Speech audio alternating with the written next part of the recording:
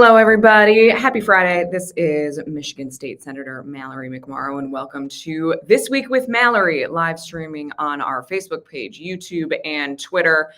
For some people who are joining us for the very first time, this is a live stream that we do in my office every week that the Senate is in session throughout the year, where we inform everybody in our district and beyond, namely my mom or dad sometimes, who pop in and check it out, what's going on in the state, what is going on in the Capitol, what's going on in our district. We share some good news, and then we take live Q&A. So welcome to everybody who may be new to us, and we will get right into it this week with the speech that I gave on the Senate floor that has now been viewed more than 14 million times. We'll talk about why it happened, what the reaction has been, and we will go from there. So Liz, hit play. Thank you, Mr. President. I didn't expect to wake up yesterday to the news that the senator from the 22nd District had overnight accused me by name of grooming and sexualizing children in an email fundraising for herself. So I sat on it for a while wondering why me. And then I realized, because I am the biggest threat to your hollow, hateful scheme. Because you can't claim that you are targeting marginalized kids in the name of, quote, parental rights if another parent is standing up to say no. So then what? Then you dehumanize and marginalize me. You say that I'm one of them. You say she's a groomer. She supports pedophilia. She wants children to believe that they were responsible for slavery and to feel bad about themselves because they're white. Well, here's a little bit of background about who I really am. Growing up, my family was very active in our church. I sang in the choir. My mom taught CCD. One day, our priest called a meeting with my mom and told her that she was not living up to the church's expectations and that she was disappointing. My mom asked why. Among other reasons, she was told it was because she was divorced and because the priest didn't see her at Mass every Sunday. So where was my mom on Sundays? She was at the soup kitchen with me. My mom taught me at a very young age that Christianity and faith was about being part of a community, about recognizing our privilege and blessings and doing what we can to be of service to others, especially people who are marginalized, targeted, and who had less, often unfairly.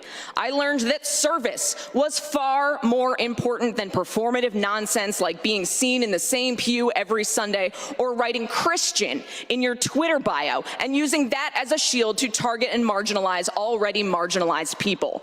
I also stand on the shoulders of people like Father Ted Hesburgh, the longtime president of the University of Notre Dame, who was active in the civil rights movement, who recognized his power and privilege as a white man, a faith leader, and the head of an influential and well-respected institution, and who saw Black people in this country being targeted and discriminated against and beaten, and reached out to lock arms with Dr. Martin Luther King Jr. when he was alive, when it was unpopular and risky, and marching alongside them to say, "We've got you," to offer protection and service and allyship to try to right the wrongs and fix injustice in the world.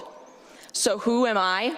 I am a straight, white, Christian, married, suburban mom who knows that the very notion that learning about slavery or redlining or systemic racism somehow means that children are being taught to feel bad or hate themselves because they are white is absolute nonsense. No child alive today is responsible for slavery. No one in this room is responsible for slavery. But each and every single one of us bears responsibility for writing the next chapter of history. Each and every single one of us decides what happens next and how we respond to history and the world around us.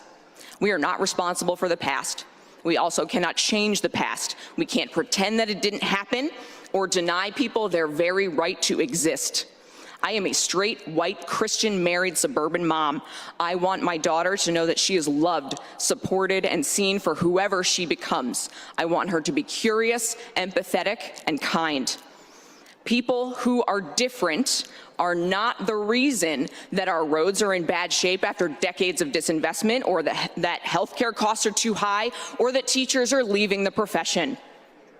I want every child in this state to feel seen, heard, and supported, not marginalized and targeted because they are not straight, white, and Christian. We cannot let hateful people tell you otherwise, to scapegoat and deflect from the fact that they are not doing anything to fix the real issues that impact people's lives. And I know that hate will only win if people like me stand by and let it happen. So I want to be very clear right now. Call me whatever you want. I hope you brought in a few dollars. I hope it made you sleep good last night. I know who I am. I know what faith and service means and what it calls for in this moment. We will not let hate win.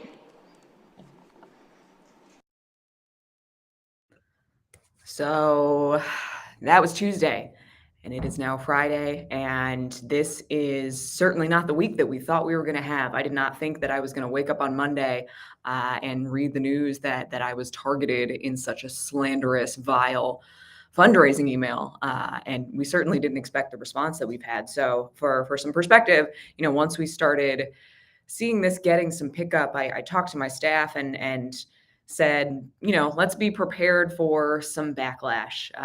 And it has been overwhelming in such an amazing way how positive and heartfelt the responses have been. So for anybody watching who is new, please know that we are 3 full-time staff and 2 part-time in our office. We are small. If we haven't responded right away, please know that we have been reading every single email and message and tweet and Facebook post that has been coming in, and the phone calls. It all really means a lot, and we've been collecting sort of some of our favorite stories and quotes from people from all around our district, all around the state, all around the country, all around the world, which is unbelievable, saying that it matters. It matters to be seen. It matters to really call out pretty bluntly that hate is not acceptable. And my hope, I've had a lot of people ask me this week if Senator Tice has apologized to me. So far, no. And it seems like the Michigan Republican Party is since doubling down on this really disgusting, awful rhetoric. Tom Barrett, who's running for Congress, sent out a fundraising email with a trick. The tricks in the email said, click here for your kid's gender reassignment surgery appointment, and you clicked the link and it was a fundraising link, and it was just so disgusting, because in talking to some of our friends and colleagues in the LGBTQ community just about how vulnerable and hard it is to come out already, and now that is being used as a joke, it's being used as a tactic for fundraising, it's being used as a trick, it's hateful. And when I say we, I really mean we, all of us who are in a position where we are not the ones being targeted. And that is why I was very intentional to say I'm a straight, married, Christian, white woman who's a suburban mom. We are the ones who have to stand up and put an end to this, because we cannot expect marginalized people to defend themselves, to continue to be asked to stand up and relive their own trauma, to try to beg for the right to exist in the world. That's what this is. It's not indoctrinating anybody. It's not trying to change anybody into something that they're not. It is letting people exist freely in the world as who they are. So we have seen the groups being targeted change. Scapegoating is not a new tactic. Right now, it's the LGBTQ community. It is often the Black community, as we've seen with, the rhetoric around CRT and trying to eliminate history. We're seeing in Florida right now, they're trying to prohibit math books being taught in classrooms because there might be some elements in the math books that talk about working together and collaboration, and somehow that is indoctrination, and it's not okay.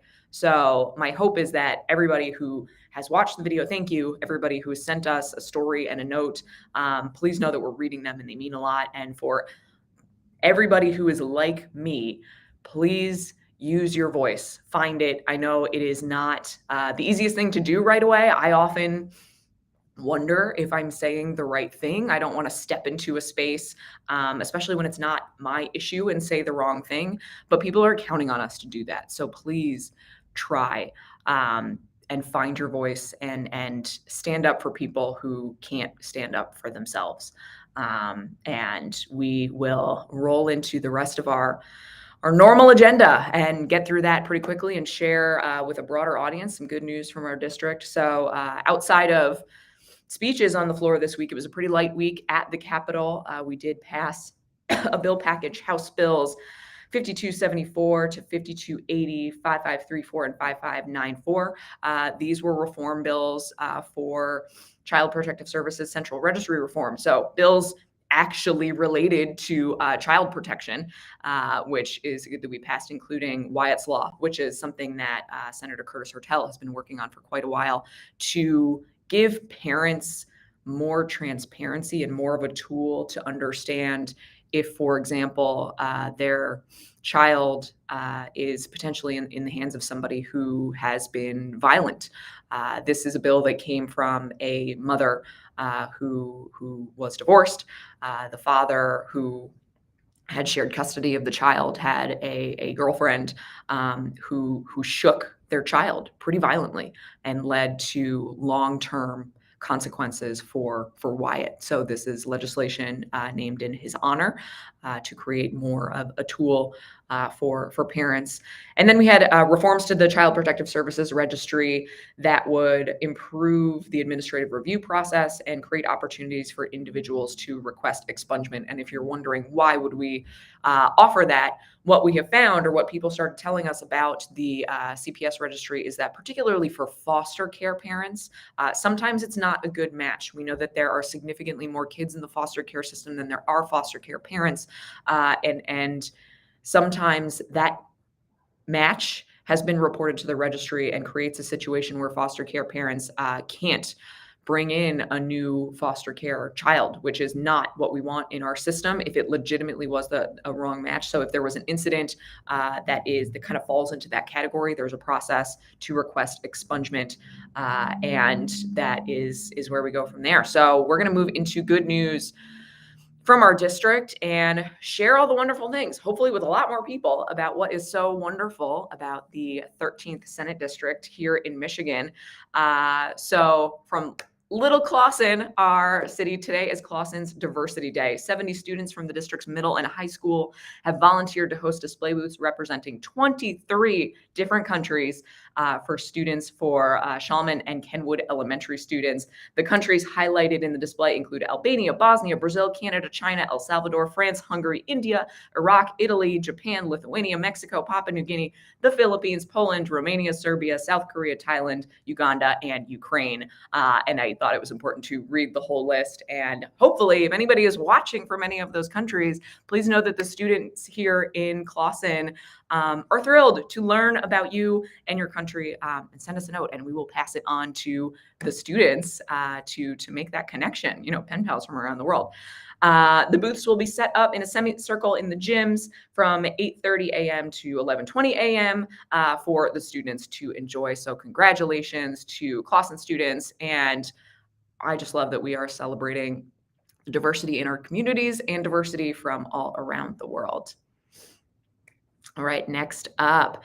The Birmingham Farmers Market is celebrating 20 years. So the Birmingham Farmers Market will open its 20th season on May 1st in the public parking lot 6 at 660 North Old Woodward Avenue in downtown Birmingham. There will be live music, outdoor shopping, especially now that the weather is hopefully finally turning. We're going from winter to an 80-degree weekend, and that is pure Michigan. Our sinuses are going to be ruined, but we're going to have some warm weather out there, and we'll be able to get outside. May 1st is the 20th annual opening day celebration. So go get outside, get some fresh produce, flowers, and enjoy some live music. Finally, it is Earth Day.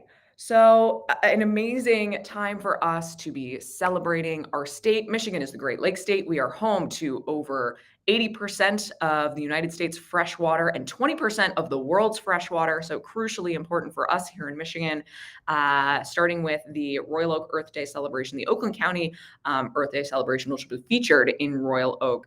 And will feature a march and a rally for communities to seize this moment to take administrative action to fight against the climate crisis while creating justice, protecting future generations, and creating sustainable jobs. So that starts tomorrow at 10 a.m. in downtown Royal Oak at the Centennial Commons Park, which is beautiful if you haven't been down there yet.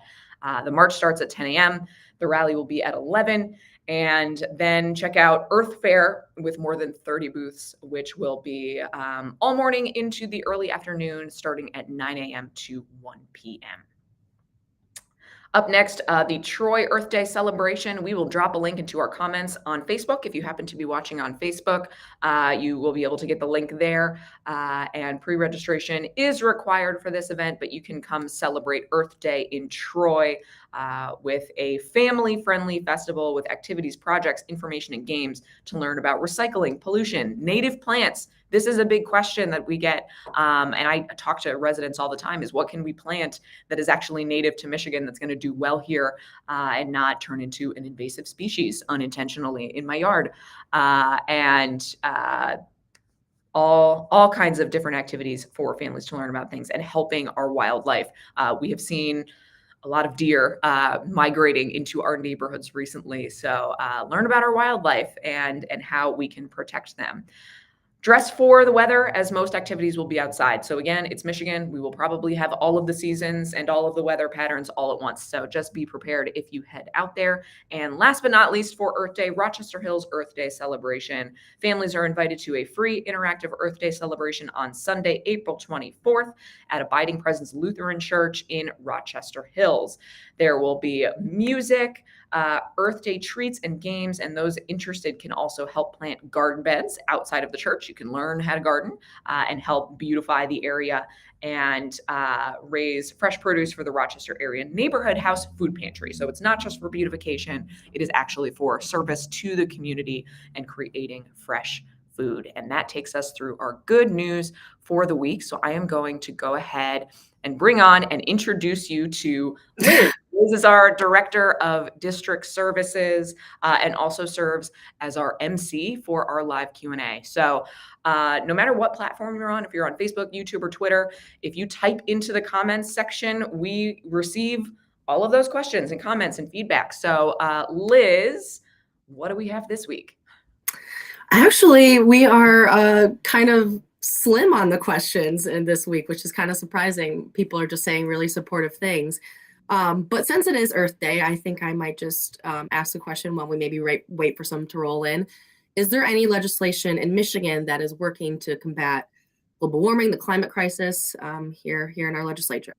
Absolutely. There is so much that we are trying to do to combat the climate crisis head on and frankly position Michigan to lead the country and hopefully the world in showing how we can fight climate change while also creating opportunity. So myself and many of my other colleagues introduced legislation to really make our infrastructure much more resilient. Here in Michigan, we saw significant extreme weather events last summer with flooding and power outages. Many people lost everything in their basements, a lot of property damage. So making sure that we are considering alternatives to things like road widening projects, that we're thinking about runoff, green gardens, things of that nature. And then also a ton of legislation, especially here in Michigan, around mitigating PFAS. These are forever chemicals that are found in our water from things like Teflon, 3M, firefighting foam, that we are now learning more and more about how dangerous they are and cancer-causing. These are cancer-causing chemicals as the plastics kind of build up in your body. So a lot of legislation championed by Winnie Brinks, among others, to attack PFAS and figure out how we can mitigate that and get it out of our water and create protections. There's also a ton of legislation about holding polluters responsible, polluter pay legislation. If you are a business who has been fined over and over and over and are still polluting our environment, you should be held responsible. So there's legislation to strengthen those laws. And then, of course, last but not least, making sure that we protect all of our water in the Great Lakes and in our taps. So funding and legislation that we have seen kind of started in Michigan and is now a national focus of removing lead service lines to make sure that we are protecting the water that is coming out of our taps. So lots to work on, lots to move forward on, and that hasn't even touched the transition from internal combustion vehicles, which we make here in Michigan, to EVs and all of the efforts that we've been leading on with others to help make that shift a reality. All right. We do have one question from Deborah on Facebook. They ask, have you received any support from your own colleagues after your awesome speech? I have received so much support from my Democratic colleagues, and I don't say this in a way to be partisan. One of the most disappointing things is I think even on Monday, when the fundraising email went out about me, accusing me of being a groomer and supporting pedophilia and all of these hateful things, even before the speech on Tuesday, not one of my Republican colleagues sent me a text or a phone call or anything to say, I hope you're okay, and that was unacceptable. And that is heartbreaking. We are colleagues, we work together, we see each other every day, and that is the unfortunate reality of this current iteration of the Republican Party here in the state, and we're seeing nationally, is no desire for bipartisanship. So overwhelming support from Democratic colleagues and many legislators at all levels, members of Congress here in the Michigan delegation and nationwide. And that has been really wonderful to see. All right. And this one's not a question, but I know you had a bit of a Twitter thread on it the other day about the hybrid model of remote working, because I know the Michigan Republicans kind of made a comment or some legislation plans on making sure that state employees come into the office to work. And I don't know if you wanted to touch on that. Sure. So coming out of COVID-19, one of the things that we have seen, and this was an issue well before the pandemic, but we have seen it just exacerbated by the pandemic, is the challenge for the disability community, for working moms to balance work and life, especially for jobs that require you to be in an office, during kind of 9 to 5 or whatever the set hours is. So throughout the pandemic, we all learned how to work remotely. For those of us, especially those of us who are in office jobs, there are certainly a lot of jobs and careers that you cannot do remotely, but a lot that you can, that don't necessitate being in an office. And actually on our own team, we found that we can get a lot more done sometimes if we are not in the office, if we're not distracted by people popping into the office. And I think that encouraging hybrid work is not only more cost effective, because if we do not need office space full time, it's also more accessible. It opens the door for people who are working parents or who need flexible schedules, who are members of the disability community who can't physically come to an office all the time. And for us, it's allowed us to hire people closer to our actual district instead of people in Lansing, which is about an hour and a half drive away from where I live. So it's, far away. So state Republicans have introduced legislation to require that all state employees must work in an office full time.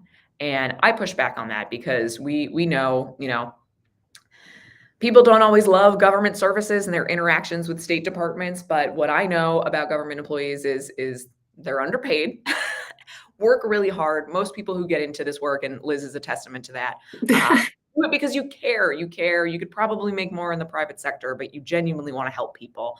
And if we force people back into an office, we are going to lose so many qualified potential employees and suddenly be stuck where a lot of industries are right now, where you can't hire people. So I think this is just a really, really short-minded approach. There is no reason for it. And if you want to talk about fiscal responsibility, the cost of giving everybody full-time office space, especially for folks like us, where, our office is an hour and a half away from where every single person we represent is, it's not necessary and it doesn't make sense. So my hope is that the government, the state can adopt a hybrid work model that can support a lot more people and frankly be a lot more effective, save more money, and help attract and retain the best employees for the job.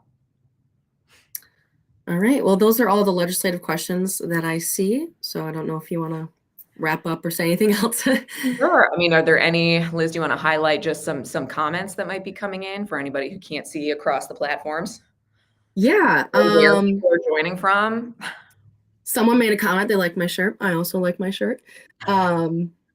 Someone said, "Bravo, fierce woman. Too much hate and disrespect flying around. Thank you for speaking out. Thank you for standing up, approaching the world to courageously support love and truth instead of stoking fear. Thank you so much for your voice on all the very important issues. They need more representatives like you to speak out and have the courage to speak against the lies and the lunacy that have been allowed to prevail by the hateful, ignorant, and moronic fools." Oh man. Yeah, Well, to everybody there's a who lot. We joined, usually have like 10 people watching, so yeah. So everybody who's new, welcome. I was scrolling just very briefly and saw somebody from Israel, somebody from Germany, somebody from Indiana. So thank you to everybody who is not from our district and potentially not from Michigan for checking in on our little live stream this week. And with that, Liz, what are your plans for this 80-degree summer weekend?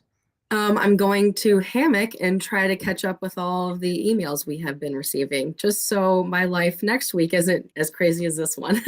It's a good crazy though. I don't know about you, Yeah, but this has been like I'm tired, but yeah, this has really renewed my reason for why we do this is we can hopefully try to make a difference and help people. So it's been a whirlwind of a week, but a good one for me. And yeah, hopefully for yeah. you too. And I want to repeat what you said earlier. We're reading every email, we're listening to every voicemail. And it's just been overwhelmingly supportive. And I read each one of them, and they're so sweet and so kind. And people are sharing some really personal stories. And so I may have shed a few tears this week just crying in my office, but it's amazing. It's amazing. Well, good. Well, I'll let you go, Liz, and I will go ahead and wrap up. So thank you everybody for joining us for this week with Mallory. Like I said, we do this every single week that the Senate is in session. So for any of our constituents, if you're new to me, welcome. This is a great way to check in on what's going on in your state and ask questions and hopefully a really casual, low pressure environment. So thank you for everybody who joined us, and we will see you next time.